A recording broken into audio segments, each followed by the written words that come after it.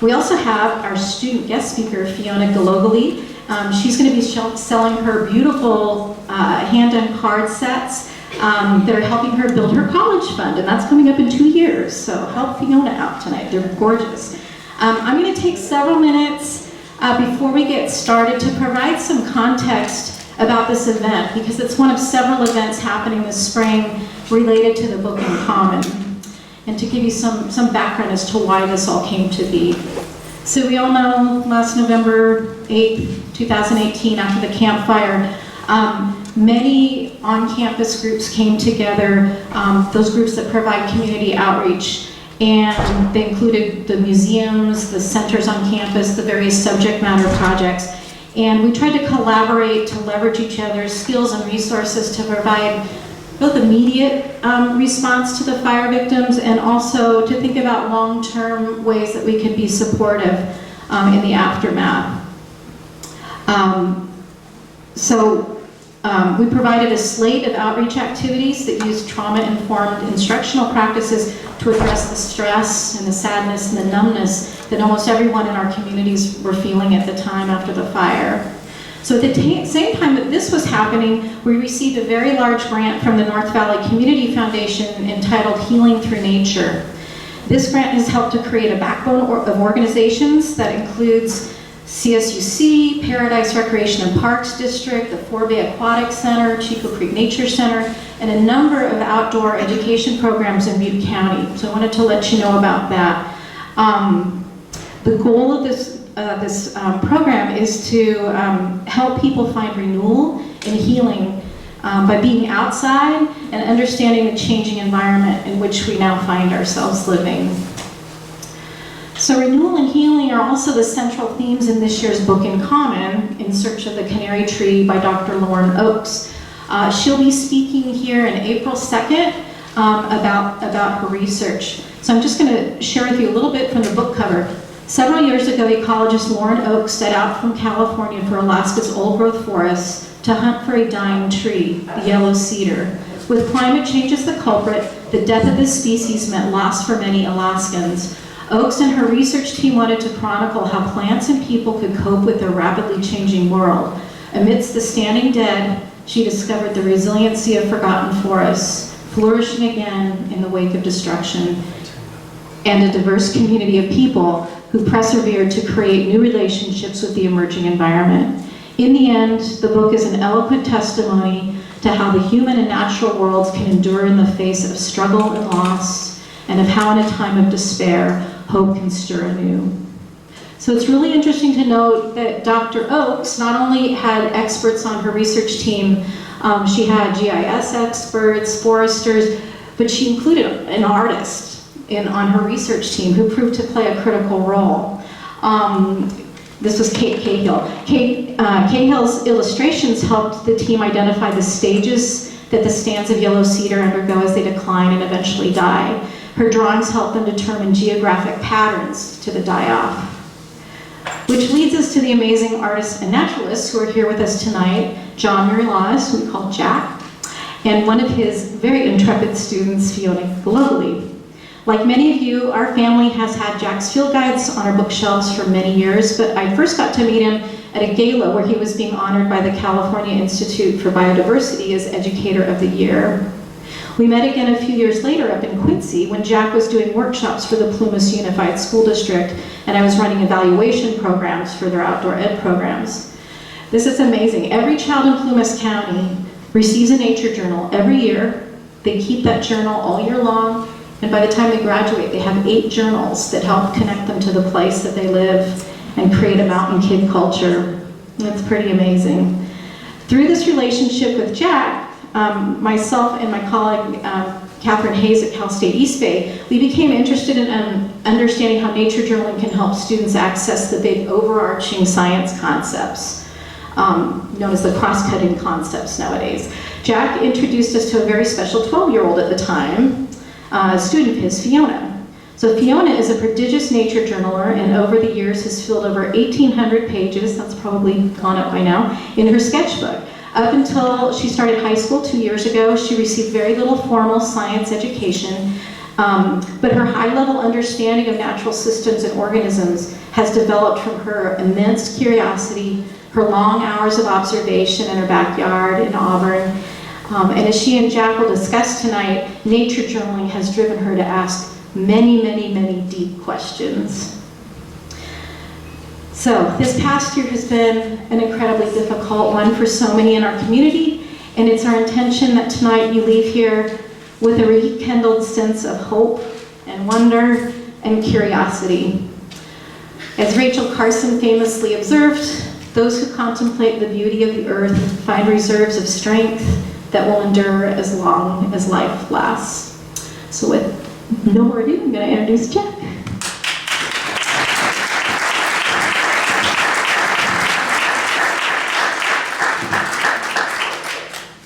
Thank you, everybody.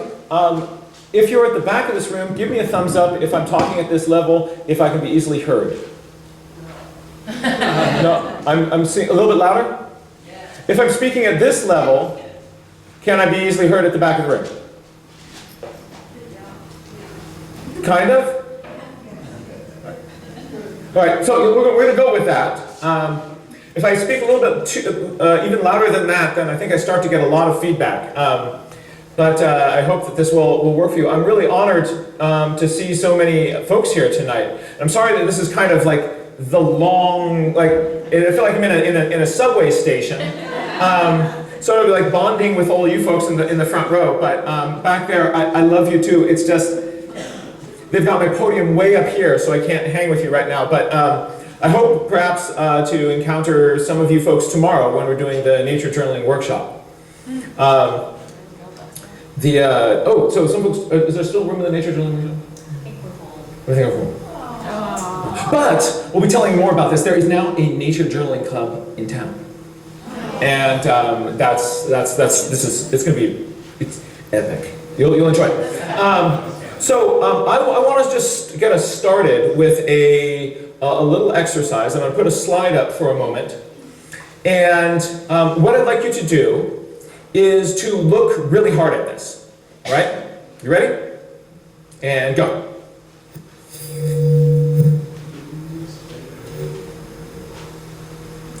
Look even harder. Oh, no, harder than that. All right. So I think that telling people to look, if I use the walk around microphone, will there be less feedback? No? I don't know. I'm starting to, when I'm trying to be loud for the back of the room, I'm starting to.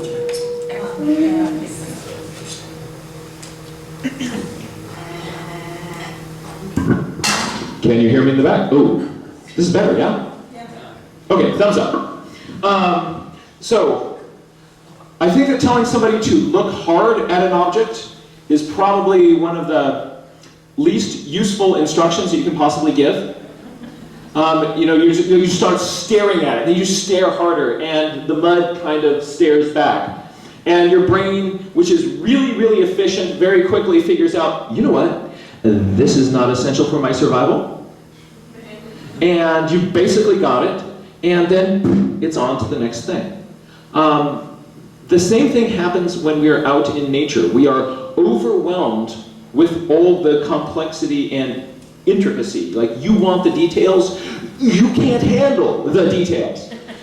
There's too much going on for our brains to wrap around. Our brains, and I brought one with me. All right. There we go. So, your brain, you hope not. It's about 2% of your body weight. But this little wad of electric meat uses 20% of all the calories you eat. So that's 1 out of every 5 burritos goes to support this little wad of meat.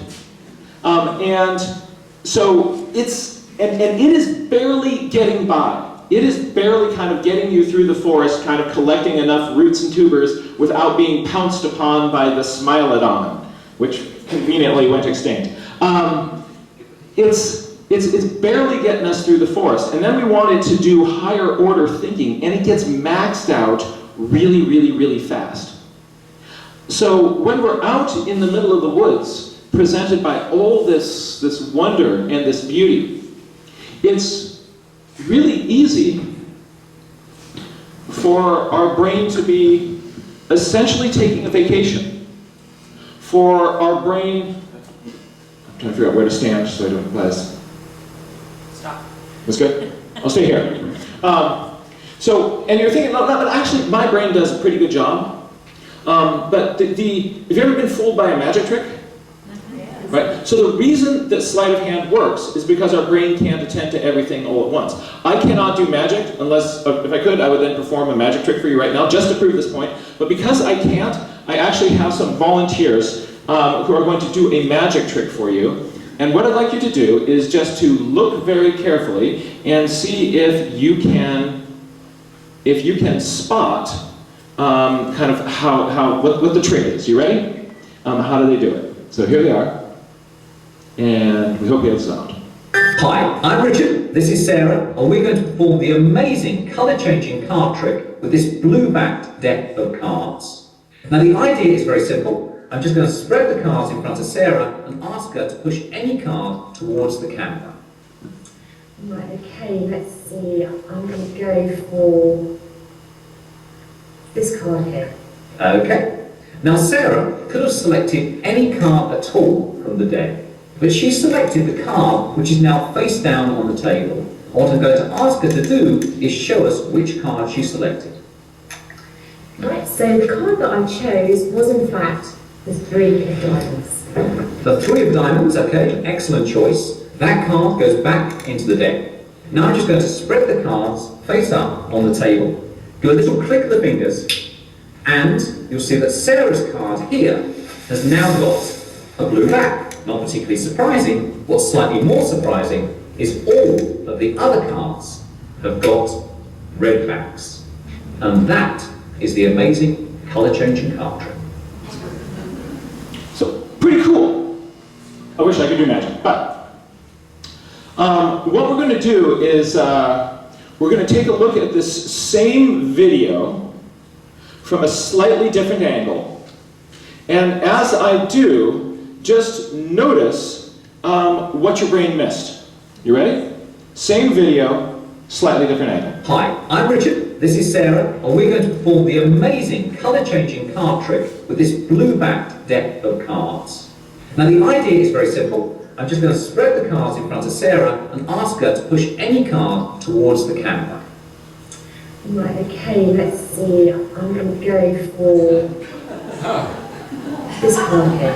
Okay. Now Sarah could have selected any card at all from the deck, but she selected the card which is now face down on the table. What I'm going to ask her to do is show us which card she selected. Right, so the card that I chose was in fact the 3 of diamonds. The 3 of diamonds, okay, excellent choice. That card goes back into the deck. Now I'm just going to spread the cards face up on the table. Do a little click of the fingers, and you'll see that Sarah's card here has now got a blue back. Not particularly surprising. What's slightly more surprising is all of the other cards have got red backs. And that is the amazing colour-changing card trick. That's hilarious. Didn't tell us about the card trick. So, the point of this is that there's all sorts of stuff that is happening in front of us every moment. But most of this, our brains are too busy to really register. And when we go out into nature, we're using that same busy brain. But tonight, I want to show you what I think is one of the most effective hacks to get more out of your brain. And fundamentally, how to get yourself to get more out of every moment that you spend in nature, or moments with your family, or any time you really want to be even more present. There's a strategy that is incredibly effective that will help you make every time you go out into the woods for a walk, even if it's a trail you've been on a bunch of times. You will notice things that are new and have a profoundly different experience. This is a really simple system that you can also teach to kids, to grandkids, to your students. You can also use this yourself, and also is the foundation of all the nature journaling that I do. It's a 3-part system. So the first part is to try to find a way to improve your attention. So if I say, look really carefully at this, look really hard at this, that's not going to work, right? You need some trick to get your brain to notice the little things that are in front of you all the time. So our first stage here is what I call I notice.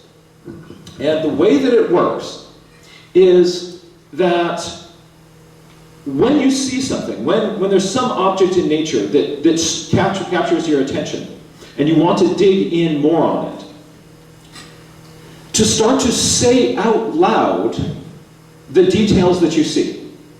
There's some really interesting research where they put people in front of paintings or an interesting busy scene, and they tell people to look really hard at this painting. And what they find is that people will stand there and they'll stare at it.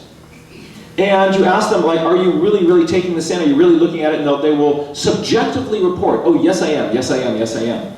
But if you put a helmet on them that tracks their eye movements, what happens is their eyes are going around to about 3 or 4 different points on that painting, and then they're just cruising around in a loop. So you notice this, that, and the other thing, and then you notice this, that, and the other thing, and you do it again and again and again and again.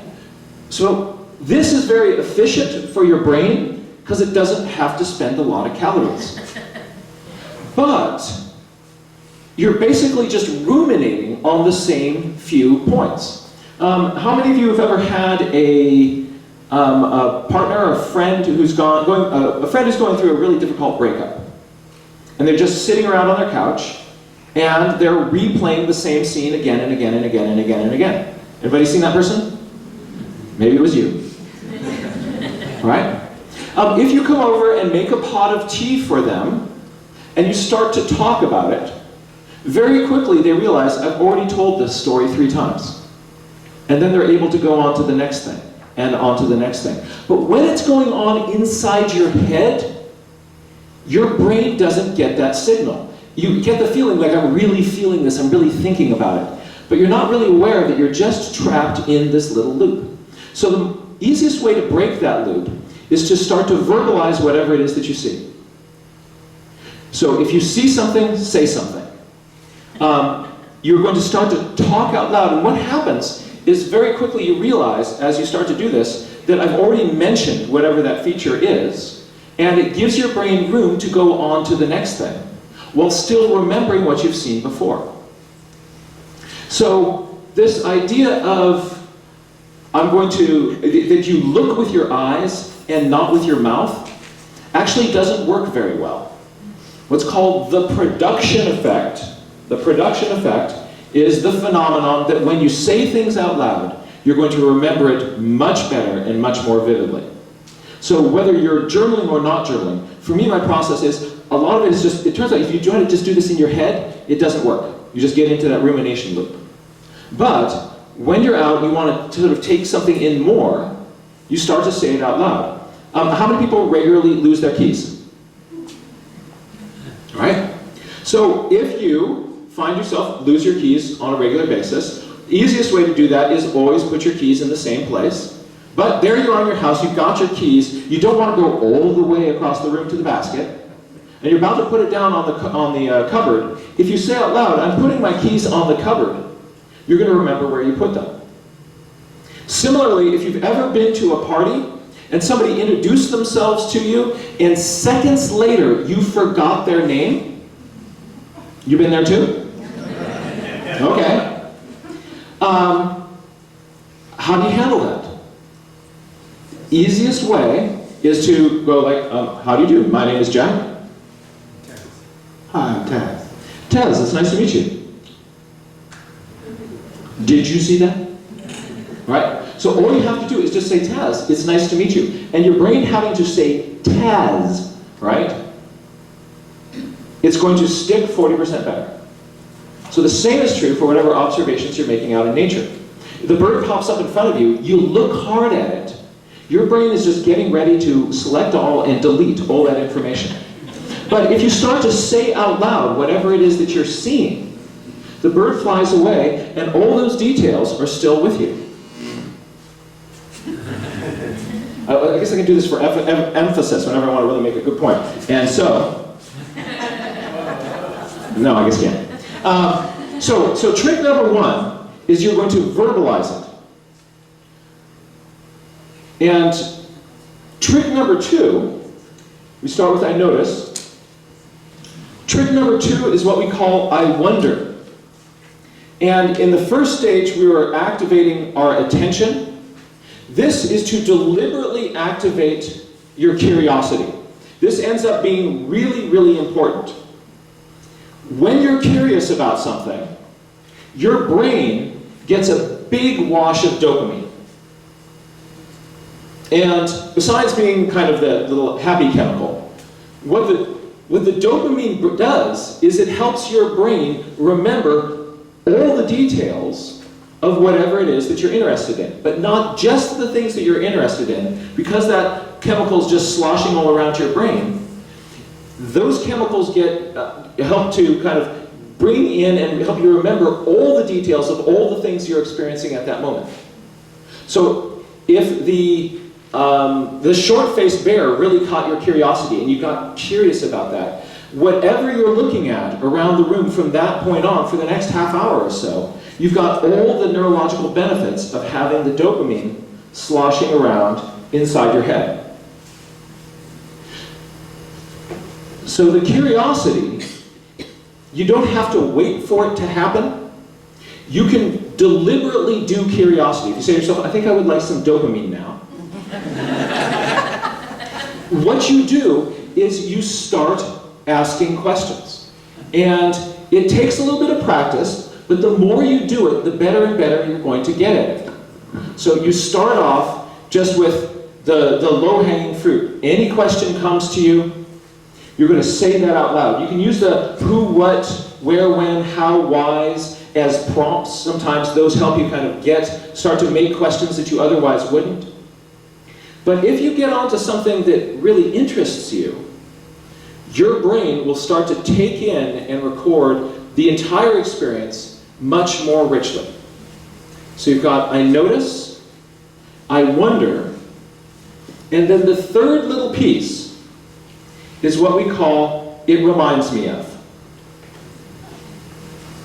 And what the it reminds me of stage is about, you are going to say to yourself, like, is there anything that I've ever seen that in one way or another relates to whatever it is that I'm looking at?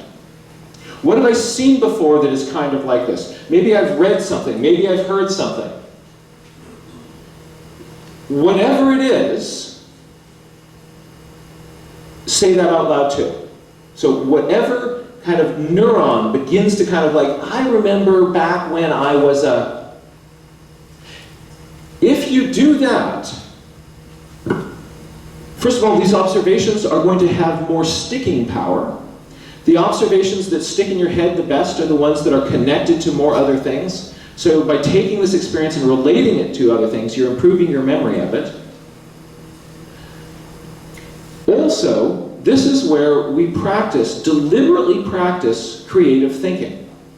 So my working definition for creativity is your brain's ability to make useful connections between seemingly unrelated things. So again, useful connections between seemingly unrelated things. If you practice making these links, they will again start to come more easily and more readily to you. But it takes doing it deliberately. So if you want to train yourself to be a networker in your head, you want to train yourself to start to make the connections that most people are not going to see. And these can be as playful or as fanciful or as scientific as you want to be in the moment. So you don't have to think like, I gotta think it's like one really profound thing. If you think that it's like, this reminds me of the Ewoks' house, all right? Great, go with that, right? If you want to be more literally, like, this reminds me of the second stave of Christmas Carol, when, then you go for that. But whatever it is, you also want to say these things out loud, and you'll have, I notice, I wonder, it reminds me of, kind of at your fingertips, dancing in your head. These three pieces are your cues to attention, curiosity, and creative thinking. You can practice these three skills every time you're walking around in the forest. And what you're going to find is that very commonplace things become much richer and much more interesting. So just as a little experiment, I'm about to show you the same block of mud. But this time what I want you to do is, it's going to feel weird, but you're going to be saying what you see out loud. So whatever you notice, you make some observation, big or little, I want you to say these observations out loud. If as you're doing this, a question occurs to you, say that question out loud. And finally, if as you're doing this, you can make an "it reminds me of." If you can make a connection between this and anything else that you have experienced, say this out loud as well. So the big warning here is that it will feel weird, it will feel different, because we're so used to observing with our mouths shut. But just as an experiment, we're all going to try this together. So you can just be talking just in a normal conversational voice. Blah, blah, blah, blah, blah, blah, blah, blah, blah, blah, blah, blah, blah, blah. Right, so just to give that some practice, give me some blah, blah, blahs. Blah, blah, blah, blah, blah, blah, blah, blah, blah, blah, blah, blah, blah, blah, blah, blah, blah. Oh, you're not doing it. Blah, blah, blah, blah, blah, blah, blah, blah, blah. I found that you actually have to get people blah, blah, blah, blah, blah, because then otherwise you give them the mud back, and everybody just sits there and goes, okay. Right. So what you're going to do is just going to get your blah, blah, blah, blah, blah, blah, blah on, and then when the slide comes on, just drop into a riff of observations. Anytime your mind goes blank, like at some point you're like, and I've got nothing else.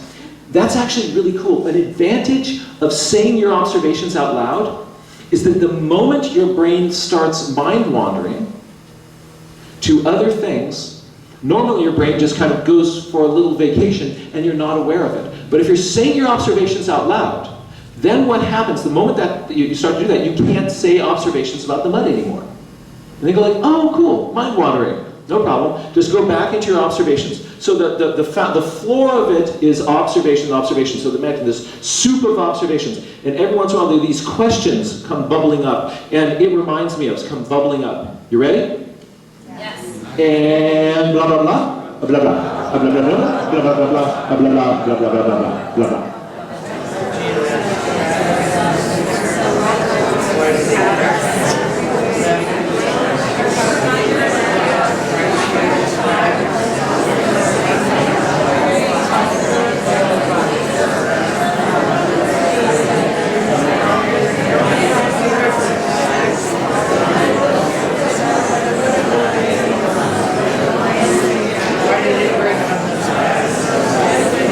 And stop.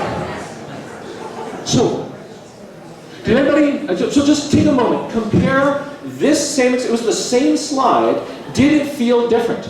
Yes. Right? Which did you like better? This one. This one is much more fun. It's fun to, like, this is the most underrated pleasure organ in the entire body. It is so much fun to get to use your brain. But we generally don't because it takes calories. Actually, what you just did was working. It takes work, it takes calories in order to do that. And your brain, when given the option, will take the lazy route. So what you want to do is, you're going to give it this, I notice, I wonder, it reminds me of strategy. I do this all the time. I taught it to my kids. When I'm on a road trip with my kids, we're looking at things out the window. We're doing, I notice, I wonder, it reminds me of. We see something cool, and we're looking at it. First they're going, gosh, golly, oh, gee. Then you go like, what do you notice? And then all the things start happening. Then they know what to do. Then the routine kicks in. And all of a sudden, it goes from like, oh, that's cool, to like, oh, this is cool. Right? So to get to that, oh, right? This routine is incredibly powerful. So now we're going to add one more piece to it. One more piece. And that is that we're going to we're going to do, I notice, I wonder, it reminds me of, but we're going to do it as kind of little social groups. Right? Most of you go hiking with a partner or with family, right? Some of us are more solo people, but how many people kind of, when you do your hiking, you often have a buddy? Right? So if you're doing this with kind of on the buddy system, when you start doing, I notice, I wonder, it reminds me of, with somebody else there, the whole thing becomes even more fun because they will come up with I notices that you would never notice. They'll come up with questions that you would never ask. And the sorts of, it reminds me of, will take you in directions that you never could possibly go on your own. So what's going to happen is in sort of groups of 2 or 3, so like you 2 are buddies, you 2 are buddies, you 3 are buddies, so you guys got to kind of lean in and 1, 2, 3, oh buddies, right? Like, and, right?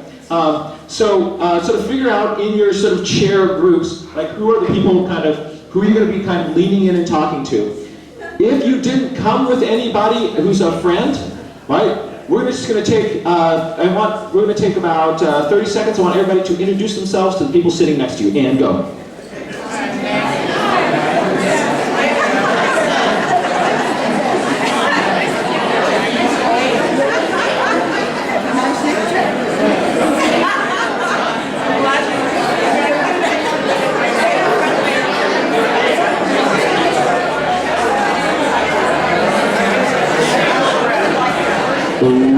Okay. And bring it back in because it's about to get real. See? Now, there's no more stranger danger. And this time, with these new friends, you're going to be doing, I notice, I wonder, it reminds, they're actually having a party in the back. All right, just to kind of counterbalance, let's have a party in the front. Ready? 1, 2, 3. They were like, what did I miss? All right, so I'm going to put a slide up here. You're going to be doing exactly the same thing. I notice, I wonder, it reminds me of. As we're doing this, you're all going to be still talking at the same time. If you wait for a polite break in the conversation to kind of, like, I've got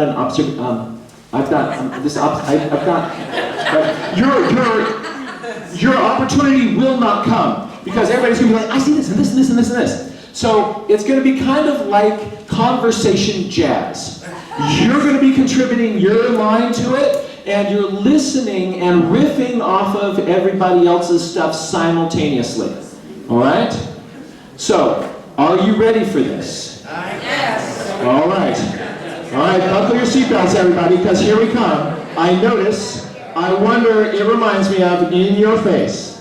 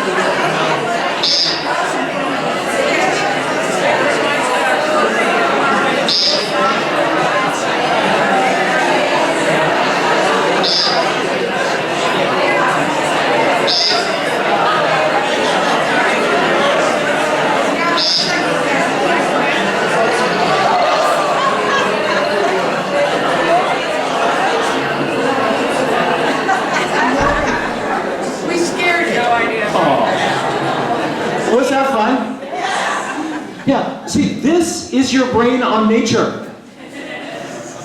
Right?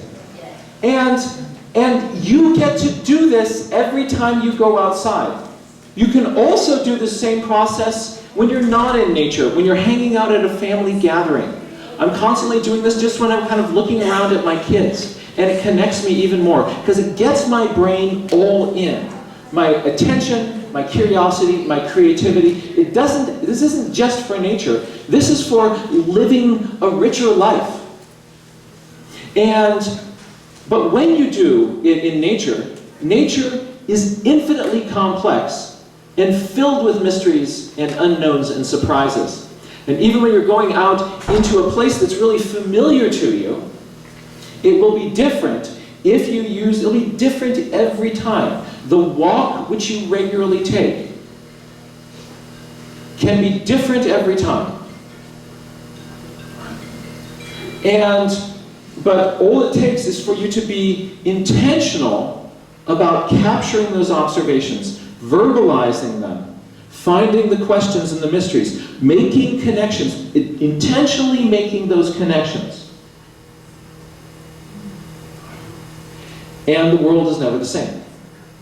I want to hear for a moment, what were some of your favorite "it reminds me ofs" that you just came up with, or that somebody sitting next to you said? Can anybody share an "it reminds me of" or a really cool question that you asked? What? Sorry? Fudge. The bird reminded you of fudge. Excellent. Okay, I didn't get that one. All right. So, give me another. What's an "it reminds me of" that you made, or a question that you asked? Mowing the lawn. So this reminds you of mowing the lawn. Tell me more about that. Because the scissors and all the grass around. The scissors and all the grass around. Ah, so the bird has beak like scissors and all these little grass things that remind him of mowing the lawn. Fun. Yeah. Well, a question I was wondering was what kind of food does it eat because of the beak? So this great beak. So what is this thing eating? All right. We've got another question right down here. Yes, sir. It reminded me of a moth from the back.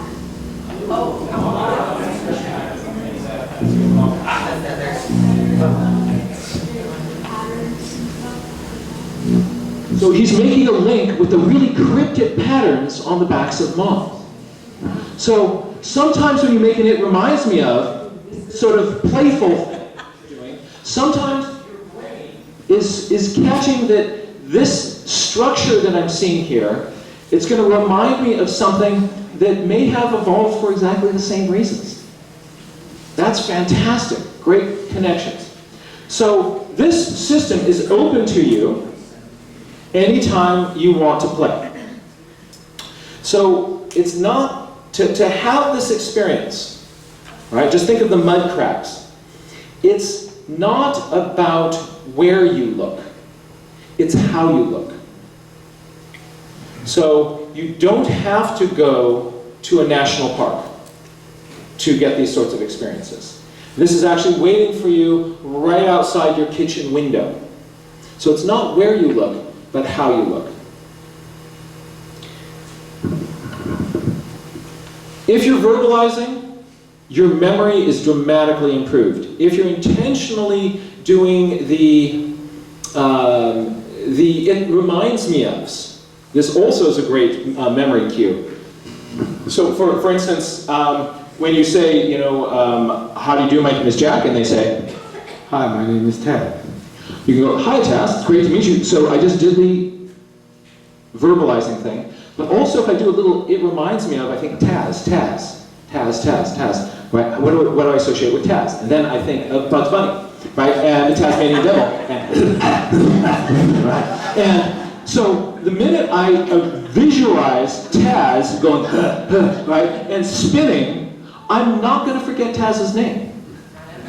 Right? And Taz is also somebody whose name you're going to want to remember, because he's the person who is starting a nature journal club in Chico. More about this later, right?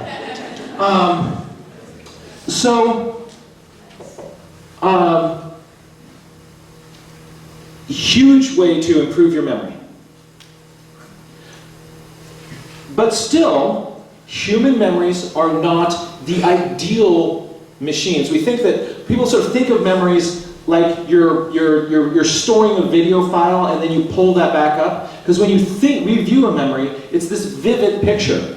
But what actually happens, the research on this is kind of humiliating. When we remember stuff, we're taking a few details of what happened and then splicing that into a scene, the rest of which is completely made up. And your brain can't tell the difference between the stuff that actually happened and the fabric of the picture that your brain is inventing. Because when you remember stuff, you're always going to remember it as this big full picture. So how many details are in your picture? Actually, a bunch of those, like those fond childhood memories, huge portions of these are things that we completely made up. Or we have borrowed ideas from our sister, right? And she told this incredible story, and then it becomes something that happened to you, right? Has anybody ever done that to you? Like hey, that's my story, right? So if we want our memories to be even better, right? And we want our brains to work even better than this, there's one more strategy. And that is, I've got an old computer up here. I have a very old computer. If I have about 3 or 4 programs running at the same time, system errors, the thing slows down, it doesn't work well at all. It turns out our brains work the same way. If I can get you distracted by something over here, your ability to do other tasks goes way down. All right? And so, I think I've got to out myself on this. Maybe I'll feel better if I tell the whole room. Right? A great example of this is hypothetically, if you're driving to Chico, and your mother's caregiver calls you and says, PG&E just called and they're about to disconnect our power in 1 hour. Right? Boop, boop, boop, boop, boop, boop. Now you're not driving very well, right? And then you start trying to solve this, and so I spent part of my day today paying $1,000 to a scammer. Right? $1,000 to a scammer. But looking back on it, all they had to do is distract me with my mom and thinking about my mom's care. And then I'm like, wait, what do I need to do? Right? Like, I know the signs of a scam. I'm much too smart to ever be caught by one of these things. And I just gave them $1,000. Right? Because my brain can't handle too much at the same time. I'm trying to get here in time to meet you. I'm trying to handle that situation and then trying to figure out how can I get to a bank and then get to this payment center. And you're not going like, why is 7-Eleven a payment center for PG&E? Right? I'm much smarter than that.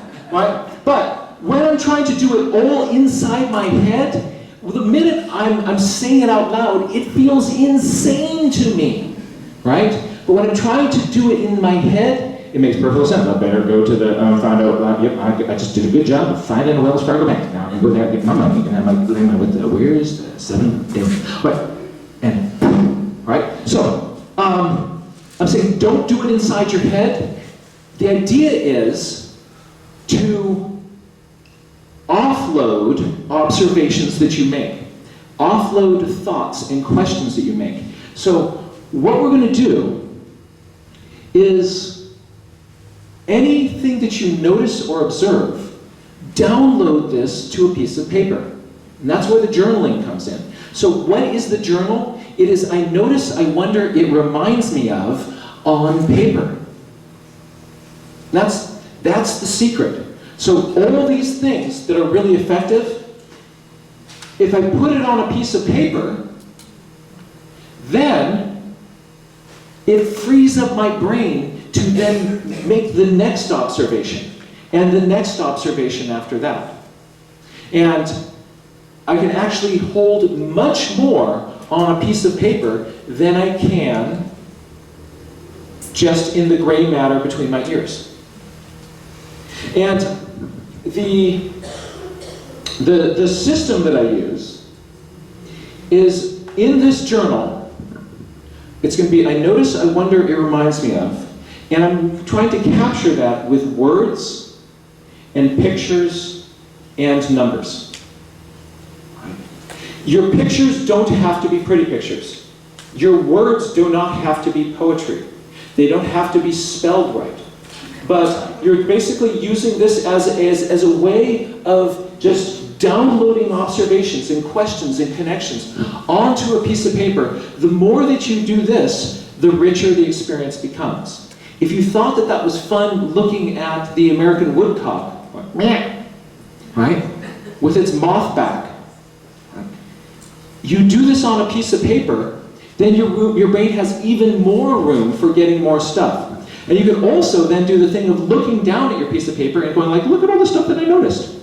Right? And you can actually notice what you noticed. Right? So this is our system. And in a moment I'm going to be bringing up my good friend Fiona.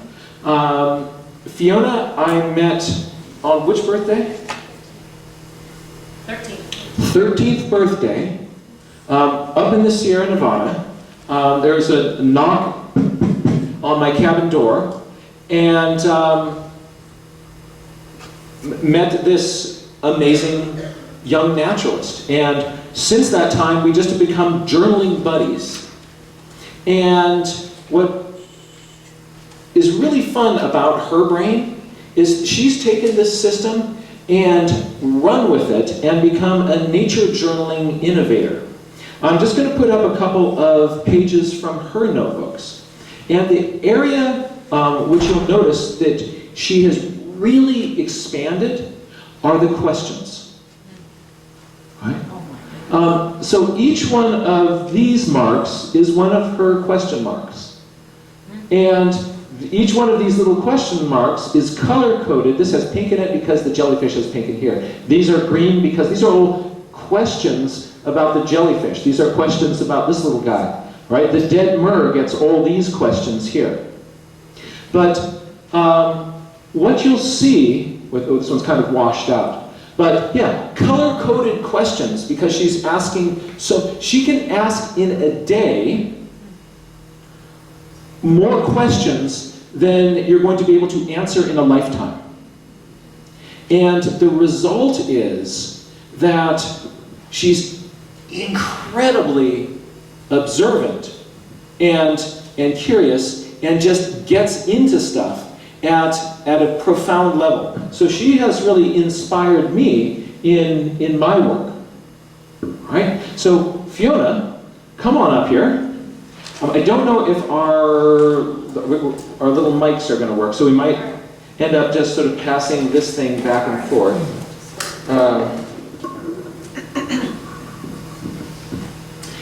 So what we're going to do is, we don't have this scripted or rehearsed, but we generally have found that when we start kind of geeking out on things, we just like if we kind of get into what we call a squeeze state, which is like we're kind of going,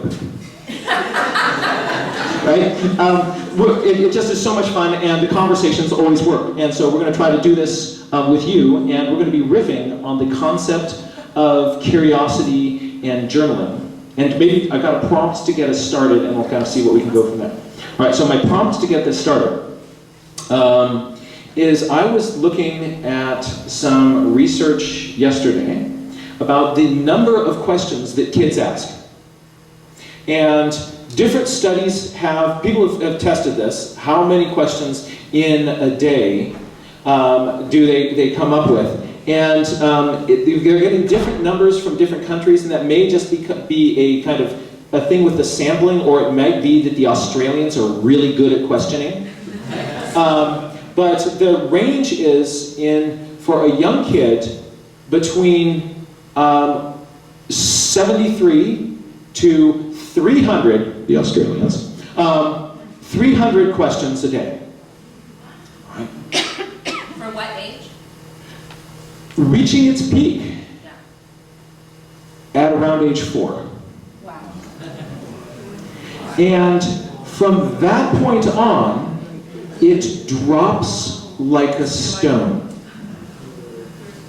And so by the time we are out of school, we're not asking questions. I actually see this. I do a lot of nature journaling education stuff in schools around the Bay Area where I live. And in the younger grades, it is very, very clear. They're great at questions, and they'll just they totally get the why thing. And right? By the time you get up to 8th grade, I guess the younger grades, like the 3rd graders, they're question marks. The 8th graders are periods. They've got facts, they've got some answers, but the questions aren't there anymore. So I'm trying to see in some of the schools I'm working with if I can reverse that. But with this sort of general thought of kind of what happens, I want just, where do you go with that? What does that sort of make you think about? Or if you had experiences in your life that either, what do you find sort of stimulates questions, what do you find kind of puts them down? If that sounds like a fun question, we can go with that. Sure.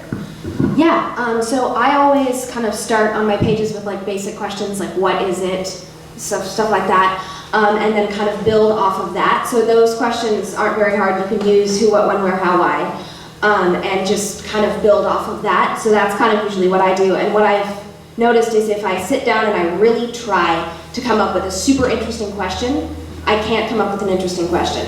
Like I can't just spontaneously come up with a really cool question. So I have to start with those basic questions to be able to lead to more interesting questions. A lot of my questions are, if so, then is this the case? You know, so it builds off of the other questions. I'll do kind of like question chains. There'll be like 30 questions in this little like kind of zigzaggy path across my page. You can kind of see it's a little bit washed out, but they're like connected by arrows sometimes. This, I think you can see them a little bit. Yeah, a little bit. So they kind of go all over the page, and they're color-coded just to try to make them a little more readable. But yeah, anyway, so they're kind of in question chains, and often the most interesting questions are at the end of those question chains once I've been asking questions for a while. So it takes a while to warm up to it, but once you start getting into that super deep curiosity, it's super fun, and you just lose track of time, and it's really awesome. So yeah, that's kind of my thoughts on that. And I've definitely had a lot of experiences with other teens my age of we just don't ask questions at all. It's a little bit scary. It's a little bit scary. I've had a lot of people be like, how do you ask so many questions? How? So yeah, it's really interesting to see how just society affects us in that way, and like we just stop asking questions, and I think a lot of it is not wanting to feel stupid. Like I've definitely had that in class, you know, where the teacher like opens it up for questions, and I'm like, well, I think this is a really stupid question, but like, you know, it's difficult because I don't want to feel like I'm completely dumb, but I also want to get the answer. So anyway, I think a lot of it's that. So I think getting past kind of leaving that behind and trying to not feel stupid and just ask the question anyway is really the key to that for me. So when you're talking about kind of that, your path into it is you're going to start with whatever low-hanging fruit. You don't have to impress anybody with like, ooh, this is a rich question. But you're saying that then gets your ball going, and that then there's the question behind the question, and the question that's behind the question that's behind the question. And you're sometimes, I'll see up here very often kind of, again, these hypothetical things where you're saying, if it's this, then shouldn't I be saying this? Or then why did it do this? Right? That's, and I think it's also fascinating that experience doesn't come up in class when there's that person, there's the peer pressure of wanting to perform. So the idea of if your journal is to perform for somebody else, right? It's not going to turn out well for you, right? Because think about this, the same is true with drawings, right? Do you want, so let's maybe let's we'll kind of pull it back into questions for a second, but do you want to riff for a second with thinking about kind of what happens if you have to make pretty pictures? Yeah, sure. So it's kind of the same thing of like when you're pressured to think of a really interesting question, you can't. Like if you have a blank piece of paper and you're like, okay, I have to draw a perfect bird that looks exactly like the bird that I just saw. It's paralyzing, it's terrifying.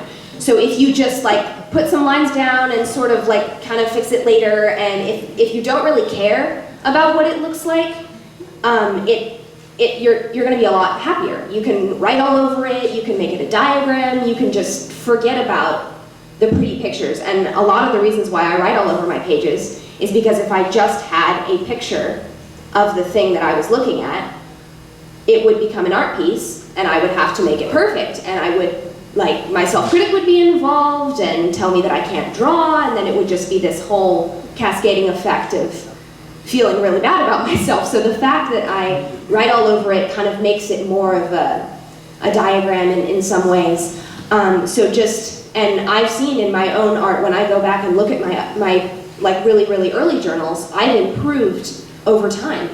And not caring about the quality of the drawings in the moment is really going to help for your quality of the drawings in the end. So that's really cool to see, to like have a study on myself by myself, looking at my drawings over time. So yeah, and that's also kind of a fun thing about these journals. These are this pile of notebooks that the researcher Ann Stevens got a hold of, and she just went like, "Oh, this is the research mother lode," because you can really see the development of these processes, the questions getting richer, and the more nuances coming into the observations. But just to kind of reflect again, if it's a performance thing for somebody else, if you're doing this journal page to sort of show somebody else, look, I've got this nature journal and it's like a portfolio, it's going to freeze you up. It's not a portfolio. If you want to, you can tell people, oh, this is my diary, and they'll get it. They can't look at it, right? If other people looking at your stuff locks you up, this isn't a performance thing. It is a bridge between what is happening here and what is happening in that skull or that flower or that dead bird. How can you, as sort of seamlessly as possible, connect those things? It's through those pages of the journal. And if you've got this idea that other people are going to be looking at it and critiquing it, it can shut you down. Sometimes it's useful to look at other people's notebooks. But again, if you feel that that's going to put pressure on you, right, then don't. If other people looking at your notebooks bothers you, then it can be just for you. Something that you will find if you go journaling in a big group, like when I love looking through Fiona's journals. Like this stuff, just, right?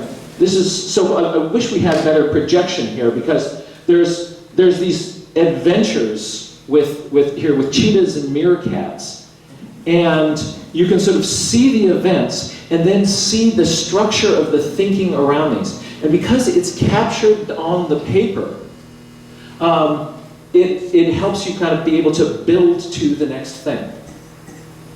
What strategies do you find are the most helpful for kind of that kind of inner critic voice? What do you find both in your thinking, in your questioning, in your curiosity, in your drawings? What is the best way to get that voice to sort of step aside and let you do your thing? Yeah, I have a lot of inner critic in my life, and this is the only place in my life where my inner critic is not. And so I'm not really sure exactly why that is, But that's how it is. And often I'll just start to get into my world of sketching and painting and asking questions, and the inner critic just goes away. Sometimes it's there in the beginning, like what if I'm just doing like the drawing first, and then once I start asking questions, it just disappears. So I think one of the ways to get it out is just to start asking questions and writing things all over the page. That's kind of my strategy for that. But yeah. One of my favorite moments in the movie Amadeus, there are these musicians who are critiquing Mozart's work. They say, we don't like this music, it's not good. And he says, what do you like about it? And they kind of look at each other back and forth, and then one of them says, too many notes, right? Too many notes. And then Mozart pauses for a second and says, oh, okay, well, which ones would you like me to remove? Right? So when I look up at your journal pages, there are more questions here than it is possible for you to answer in your lifetime, right? And wanted to ask your thoughts about, so you must be asking questions that you know for some of these, or perhaps a lot of these, you're never going to answer. So what's with that? What is the point? Why do it? What's kind of motivating that? And if somebody said, like, if we were to say to you, like, why ask a question if you're not going to be able to get its answer? Would be really interested in your sort of your thoughts on that, because this is kind of one of my goals. I want my journal pages to sort of move towards this kind of curiosity explosion. But how would you talk to those people who say too many questions? Yeah, I definitely have people ask me, like, do you answer all your questions? And I don't. Sometimes I'll look one up every now and then, but it's really freeing to just ask questions without having to answer them at all. And it's just super, it's super nice, because I would get self-conscious about all the questions I ask if I had to answer them all. I would make sure I only ask as many as I can answer, and then that doesn't make it fun anymore. You can't just let go and just ask as many questions as you want. So it's super freeing to just ask all the questions you want to and not have to answer them. And it's not that the answers aren't important. The answers can be important and can lead to more questions. Because once you figure out, like, oh, that's why this is the case, okay, well then, since that is the case, well then why is this the case? And then how about that? And what about this? And so it's cool to sit with the question a long time. And sometimes I'll have a question, like, let's say about white-crowned sparrows. Like, I'll have a question about that. And the last time I saw a white-crowned sparrow, I was wondering about this. So then the next time I see a white-crowned sparrow, I'm specifically going to look for that. I'm going to say, can I see some kind of answer to that question the next time I see a white-crowned sparrow? So yeah, anyway, like, for instance, I intern at a bird banding station near where I live, and I was holding one of the little birds, and I noticed it has these little, like, hair-thin feathers on its neck, like 4 little hair-thin feathers. And I didn't know why this was the case. I observed it on about 4 birds that I banded, and so I'm now really interested about what these little hair-thin feather-like things are. So now the next time I go bird banding, I'm going to look for that on other birds. I'm going to see how it works. I'm going to try to understand that. So yeah, it's just answers leading to more questions, leading to answers, leading to more questions, etc. So yeah.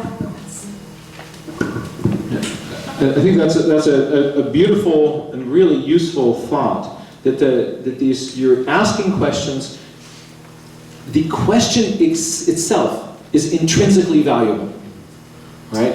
That question, even if it does not lead you to an answer, it may lead you to a richer question behind the question, and you often don't have to answer the questions to find that greater question. Or, I think of Fiona as kind of like each one of these is a little open loop. You know when there's something you haven't figured out, that just sort of, there's a little itch somewhere in your brain, right? There's an open loop.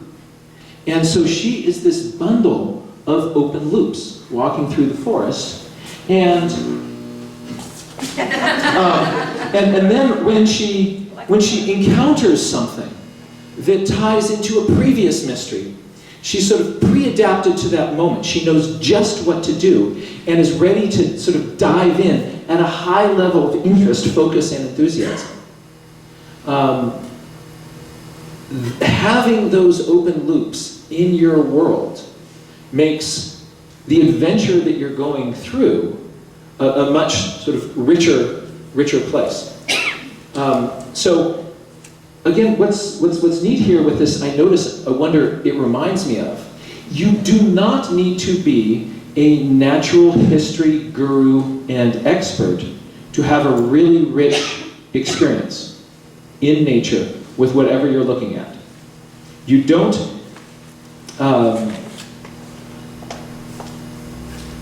this is different than learning all the names of all the critters. This is how can you get yourself to experience them more deeply, to think more richly about it, to find a higher level of questions. If you had is there an anecdote, one last anecdote that you think you might give about some experience that you had kind of where you got onto a mystery or onto a puzzle and it led to beautiful places for you? Or is there a strategy, another curiosity strategy that you have in your head that you think might be useful for the room here? We'll have a chance to kind of open this up to some questions and go from there. So is there either an anecdote or a strategy or some other thought that you think might be really useful to give people a piece of your mind? Yeah, I'm trying to do more it reminds me of, because they're very valuable and very fun to do as well. And sometimes some of the like crazy it reminds me ofs actually like are really fun. I've been in like a group with people who are like all looking at one thing and everyone is like saying like, oh, it reminds me of like the Death Star or whatever, you know, it's fun. Anyway, so I'm trying to do more of that because often when I get an it reminds me of, I'll ask, why does it remind me of that? And if it's like something else in nature that it reminds me of, it's cool to be like, well, do these have the same adaptation? Like the moth and the woodcock, like are they both trying to camouflage themselves into the same material? And if so, why? Etc. So it's a really cool, I'm trying to do more of it reminds me of, to try to get to more deeper questions on that. So I definitely encourage people to do more it reminds me of. So yeah. I want to put you on the spot about something. I hope this is okay. So just as an example of that, so again, your it reminds me ofs are going to be your it reminds me ofs, really, really personal, right? Fiona, when she is not just geeking out in nature and bird banding, is also an actress and was in Sacramento Theater Company's performance of Romeo and Juliet as Juliet. So there was a event that you observed that you combined, just to sort of give you an idea here, I want to kind of leave you with the sort of the thought of this can also be a place where you can be as playful as you want to be. Let yourself into that journal, right? So you know where I'm going with this, right? So there was a phenomenon that you observed and the way you recorded it was, it just makes me really happy. So why don't I just share that with the group and then we'll see if there's any questions in the room. Okay, so I was walking down a trail that I've walked a million times near my house, and I was walking by this little rock, and I happened to look down, and there was a tarantula, probably about that big, sitting on this rock, like frozen. And I was like, oh my gosh, that's so cool. It was like right by the trail, and the trail was super thin. So I was like, well, if I sit on the trail, it's like practically in my lap, so okay, well, whatever. So I sat down on the other side of the trail and sketched it for a long time. And then I kind of realized, someone's going to come along and be like, spider, and like crush it. So I was like, you should probably move in this direction. So I like ushered it off the path and kind of got it to a little safe spot. So then I drew a little comic strip of just finding the spider and then kind of helping it to the side of the road and like being like, don't walk on the trail, someone's gonna see you. And then captioned it with lines from Romeo and Juliet. So just crossing things. Anyway, that was super fun. Do you remember any of the... No, I don't. I don't have the journal that it's in with me. It was one journal past, but yeah. Anyway. Direct quotes. Direct quotes from it. It was super fun. I learned by hearing, so going to rehearsal for all those times and listening to the show over and over, I basically memorize it. So like right after I finish doing the run of the show, I can pretty much recite it. So just calling on that memory and then putting in all the little lines that like kind of fit with that. Anyway, it was really fun. So yeah, just. So, and that's your journal, and it's yours, and it's your own, and it's personalized. Yours is going to be different, but it can have absolutely the core of you and your experiences in it. I want to encourage you to perhaps let this be a way that you can connect more deeply with nature around you, to the experiences that you have, and and you'll discover that our lives are surrounded with miracles and wonder and beauty all the time, and all we have to do is live in a way that lets us see those experiences and to touch them, to connect with them, and I would like to invite you to do that. So anybody have any questions for Fiona or myself? Right down here.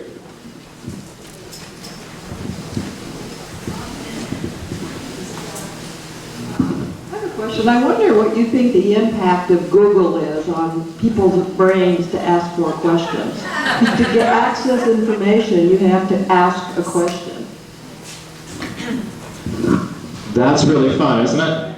Yeah, if at the click of a button there is an answer, what does that do to our thinking? Do you want to take a stab at fielding that, or should I start, or what do you want? Okay. I'll give you some thoughts if you want to. So my initial thought on that is it's a really useful tool. It is a tool. Sometimes sitting with a mystery can be incredibly powerful. There's an interesting thing that happens in our brain when we feel a task is complete. What we do is the cognitive resources that we have been putting towards whatever that question was, it all gets shut off. You probably have seen when somebody studies for a test rather than studies to understand something. Once they take that test, a whole bunch of that information disappears. What this is called is the Zergenic effect. And what it is, the Zergenic effect is your brain's shutting off resources to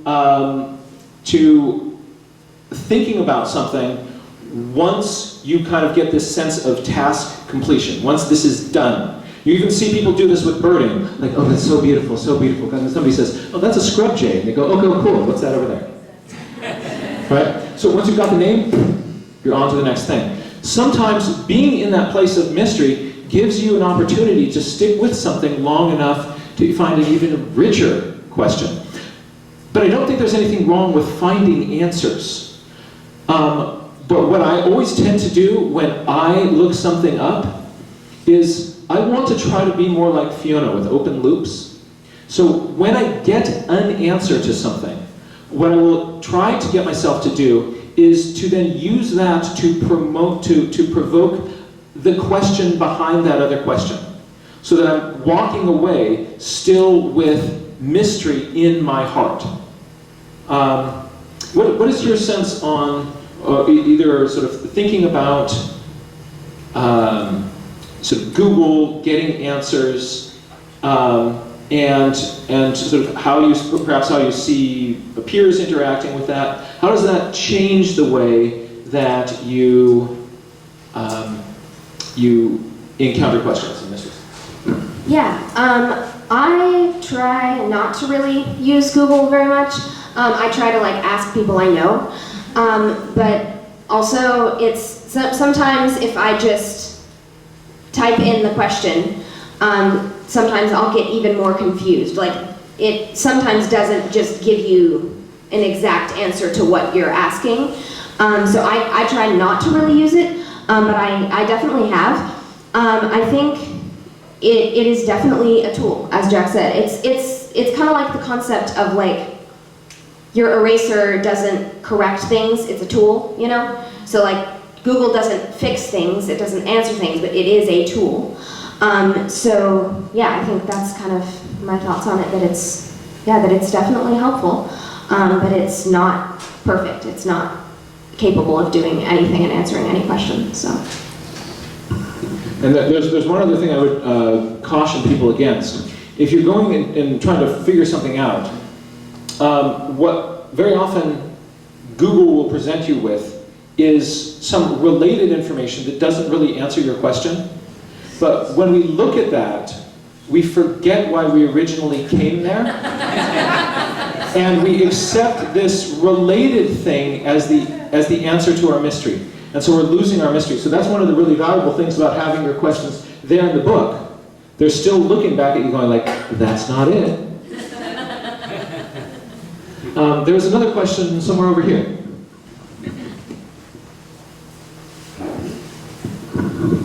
I'm curious how much of the journaling like that you did in the field versus later as you were contemplating it. And the other thing is just keeping lists and making an occasional sketch. When I go birding, I have a hard time using pen and then it smears and wanting to go to pencil, but it's not dark enough. And so if you could talk a little bit about what you probably really refined, what materials you use for this, Yes. especially for colors. I'd kind of like to know a little about that. Yeah. Actually has my kit here. She's going to bring out her kit. I can hold the mic for you while you're doing it with your hands. So usually what I use, I start with like kind of a pale blue pencil to kind of get the general sketch, and then I go over it in graphite. And then sometimes I'll take like a 6B pencil, like a really dark graphite pencil, and kind of do the shading for that. And then I will often watercolor afterward. I have a watercolor palette that's very well loved. But yeah, anyway, and there's a lot of the colors in here that go super, super dark, which is really nice, like for landscapes, to like shade in like deep woods, you know, and stuff like that. So yeah, I use watercolor for that. And yeah, I sometimes will use pen on them if I really want like a super, super, super dark like eye on a bird or something like that. I will use pen. Is there a certain recommended paper or journal? I have a journal that's designed by this one. I love the paper. I've used it for a very long time. I don't know exactly what it is. They are eventually going to reprint this. It's not currently in stock right now. But yeah, I love it. It's also got brown paper in the back. So that's also really fun when you're painting like a snow scene or like white birds. To do it on brown paper, it really pops. And I have like this opaque white watercolor, it's called gouache, that I love, that works really well for painting on brown paper. So yeah, that's kind of the materials I use. But, yeah. And on my website, johnmuirlaws.com, I have a list of suggested materials and equipment. Some of those are available in my store, other places I've got links to other sorts of things. We'll have some things available at the workshop tomorrow as well. Sir? What is your experience when you go look at an old journal? Ooh, that's fun. Browsing through old journals. I definitely look back in it and I'm like, I remember exactly where I was. I remember where I was sitting. I remember there was that bird over there and there was the little plant on the ground, even though I sketched the pine cone, you know? It just pulls you right back to where you were, and it's so cool to flip back through my journals and just look at it. It's so fun. Anyway, so definitely doing it over time is super beneficial, and it brings me right back to where I was. And also just seeing how I've improved is really cool too. Where like I'll remember, you know, like, oh, I was so happy with this page when I finished it, you know, and I'm like, wow, and now I'm so happy with this page, and the difference is crazy. So anyway, it's just really cool to see how you've improved. It's super fun. That's kind of my thing with that. Yeah, when you are using this kind of focused attention, you look back on that page, that whole moment returns to you. If you ever traveled somewhere and made a little sketch, you can remember that moment vividly, but what happened next is gone because you weren't journaling. And what the journal is, when you sit down and do a journal page, it opens this little window, this little door, where this is the moment that I get to choose from my whole fabric of my life, and I'm going to keep this. So trauma immediately gets into our memory. But the sublime and the beautiful don't have an opportunity to do that unless we do something intentional, like this kind of journaling. And this will to get those moments, the beautiful ones, in as well.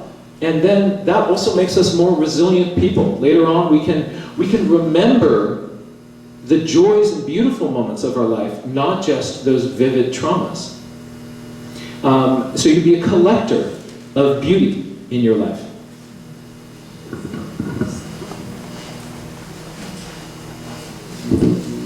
I noticed that there are a lot of fanciful elements in the journal pages that we've seen of yours, and I wonder what both of you think about the element of play in keeping a nature journal.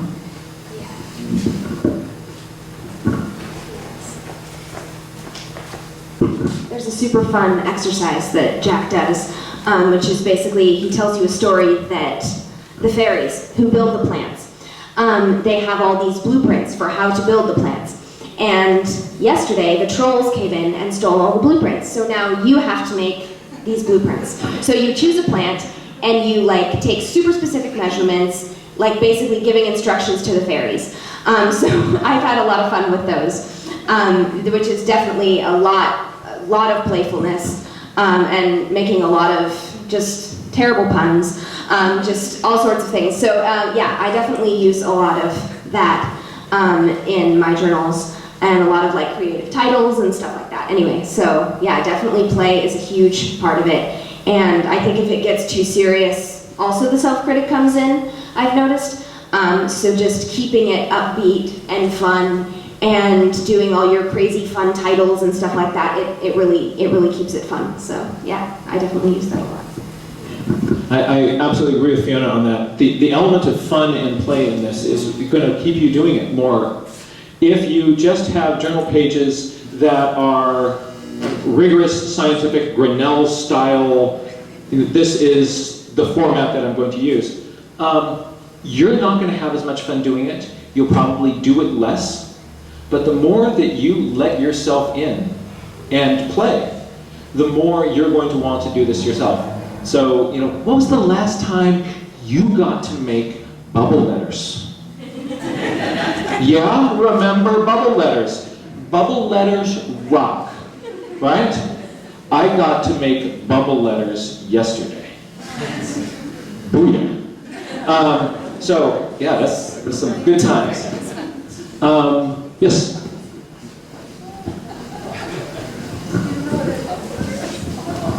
So a lot of the sample pages and what I see is, I would say, it reminds me of the simple kind of organismal observations and things like that. And I'm wondering, what about a scene? What about a place?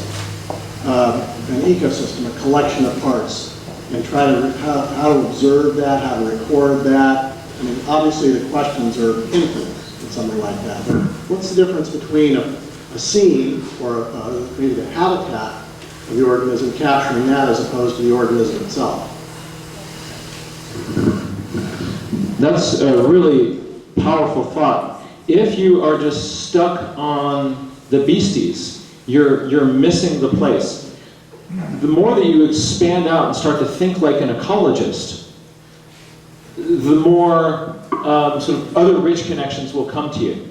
I've got several different strategies for recording place on a page. One of the easiest is one which we call the landscapito, which is a little tiny landscape, just a thumbnail landscape. The landscapito is a little tiny landscape. And the thing that's cool about them is that you can finish a landscapito in like 5 minutes because it's so small.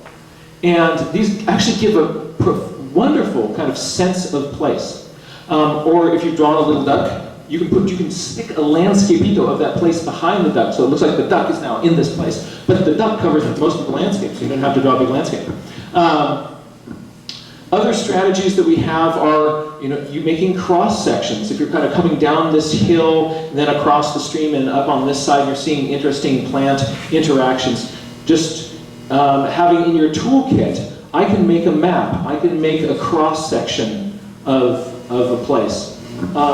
So it can be, a sense of place can be diagrammatic, or it can also be pictorial, representational, doing a landscape drawing. Something that I find I tend to suggest that students avoid is the giant landscape drawing that stretches from one edge of the page to the other. Because when you do this, usually everybody else in your group gets sick of waiting around for you. And you also get tired of drawing trees. And so your trees become further spaced apart, and then you don't really, that's one wonderful thing about the landscapito, is like, you're in, you're out, you got a landscape drawing. And if you want to take more time, you can do like 20 landscape drawings in the time, landscapitos, in the time you can do one of those big drawings. All of those help you kind of get a sense of place. So mapping, cross sections, diagrams, as well as Taz was talking about sort of the poetry that comes to you in a place, are all very powerful ways to kind of connect with a place. Any thoughts about place? Yeah, I've been trying to draw maps and then put like little numbers on them, and then draw little birds or plants, and then say like, this bird at number 5, so then like I can see where in that map was that bird. So I've been starting to do that a little more, to just kind of see like, okay, which birds are kind of out in the field, which birds did I see in the woods, which birds did I see near the pond, etc. So that's also kind of a cool way to combine those two that I've been recently doing. But yeah, mapping is really fun. And I also kind of like to do maps on that brown paper, and then do them in like colored gouache. It's really fun. So anyway, yeah, that's kind of my thoughts. We'll go for one last question from this woman here. Everybody, we really appreciate you folks coming this evening. We hope that this was a useful workshop for you. I want to encourage everybody here to connect up with Taz and the Chico Nature Journaling Club. I'm not sure what format you folks are going to decide on for your group, but it is really wonderful to connect with people and do journaling together. You'll find you get better much faster, because a lot of people, they'll share their journals, like, I was doing this, and you kind of look like, oh yeah, you can do this. I wasn't thinking of doing anything kind of, landscape-wise. That's how you, oh yeah. Right, so when you're stealing ideas from each other, you get, it's really inspirational. Taking other people's ideas does not make you less creative. Because this new idea is then being filtered through your own little brain, and it's going to come out different than the way that things came in. And also for folks who are interested in doing more nature journaling, we've got some books here on how to do nature drawing and journaling. And if you'd like to pick one of those up, I think you'll really enjoy that book as well. This question, thank you for coming. So my question is for Fiona, and it has to do with, at the very beginning you talked about how as children get older, they don't ask questions anymore. And I kind of think that sometimes as teachers, we act as sort of like a Google. We shut kids down. What do you think would be the most encouraging or way of asking kids questions or responding to their questions that would help them feel like they can ask more instead of just saying, okay, you're done now, don't ask any more questions? How can we, and as you're thinking about what Fiona's going to say, because we're about to put her on the spot, is think about for yourself, what inspires you? What things shut you down? What environments is it not safe for you to really be curious and ask probing questions? What environments is that not welcome in? And how can you create an environment around you where that curiosity might be a part of the fabric of being alive? Yeah, I've definitely had teachers who are like very into the facts and don't really have any room for questions. I've been laughed at by teachers for asking questions, and I've like made a note to myself like, okay, we don't ask that teacher questions because that's just not what we do in that class. I've also had teachers who are like, that's a really cool question. And also this little thing, so like if the teacher asks questions too and engages with the student and is like, that's a cool question, okay, also I was wondering about this too, and this is also really cool, and if you want to go look at this is also really fun, and the next time you observe it, you know? So engaging with the student like that is really fun. And I've definitely had, I have a really awesome biology teacher at the school where I go, and she definitely engages with us and asks questions with us. And definitely isn't like the encyclopedia where she knows all the answers and we have all the questions. There's definitely, it goes both ways. So I think definitely engaging with the students like that would be really helpful, so yeah. I want to just add a couple other thoughts. One thing is, you yourself, when somebody asks a question, when a child asks you a question, you don't have to be the answer. You can sometimes just recognize what a fascinating question that is and say, you know what, I've never asked that question before. That's an awesome question. Just honor that question. Right? Like, how did you have to think to come up with a question that fun? Right? I love the direction that your brain is going. And then be really, really, really comfortable with not knowing the answers yourself. Like, I have no idea. Let's see if we can come up with some possibilities. What might be an answer? What do we think would be possible? How could we go about figuring those things out? So you're looking more at the process than the answer. So process is really important. Like, what do you do with questions when you have them? And we get in that sort of age of Google, the general idea is you've got a question, it needs an answer. What if a question gave you a process to kind of arrive at answers? That you're then teaching somebody to fish instead of giving them one fish. Especially for men in our culture, not knowing something is a real vulnerability.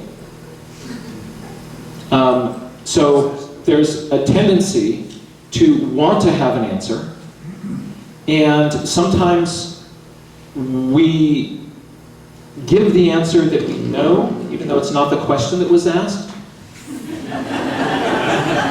Or sometimes we make things up.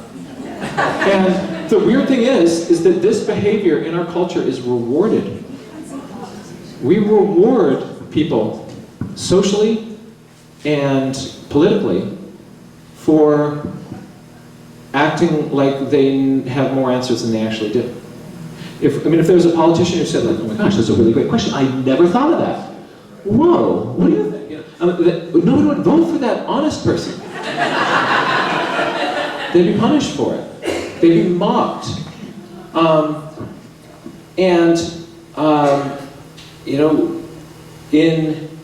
Sometimes in corporate culture, there's a way in which we do things. You start questioning that, that is a threat to people who are up here. So questions are seen as a threat to people who are higher up on a hierarchy. And so that suppresses questions.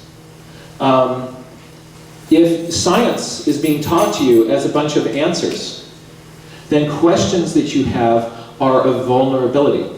But a scientist should have infinitely more questions than they have answers.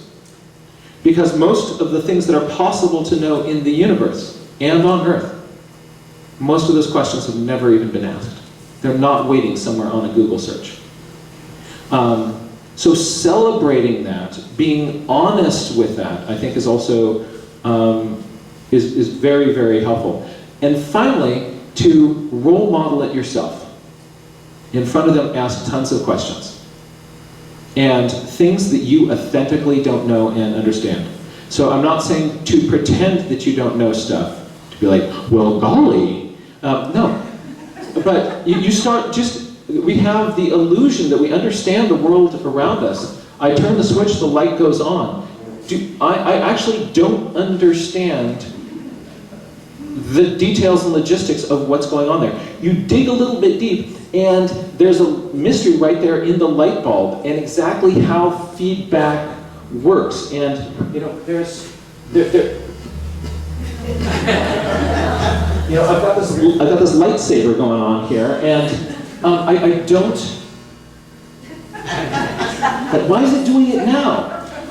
So being aware of when there's these mysteries around you, and leaning into that yourself, writing it down, celebrate those mysteries, I think is a really good way to help encourage in youth a culture of it's okay not to know stuff, and we want to try to, it kind of encourages a culture of tinkering, messing about with stuff. That whole kind of tinkerer culture, the idea that you could just mess around with stuff and sort of, like, how many people here used to take apart electric appliances and things when you were small? Right? Nobody does that anymore. They don't do that. As a matter of fact, many of the gizmos which people buy don't even have screws on the outside so you can open them up. You have to use a hammer. So thank you all so much for coming. Fiona, thank you.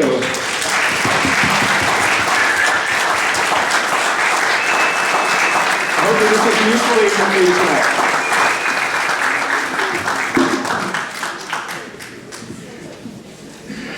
Well, thank you, everybody. Just a few reminders. There's books and cards for sale in the front room. Jack is going to hole up in the discovery room at the big table, so if you'd like to talk to him a little further as he signs your books, you can go in the discovery room. We have refreshments out front. And really want to thank you all again for coming. If you are journaling tomorrow with us at the Nature Center, we are or at the Chico Creek Ecological Reserve, meeting at 10 o'clock up there or 9:30 at the Park and Ride if you want to organize a carpool. And I will be up here if any of you have questions about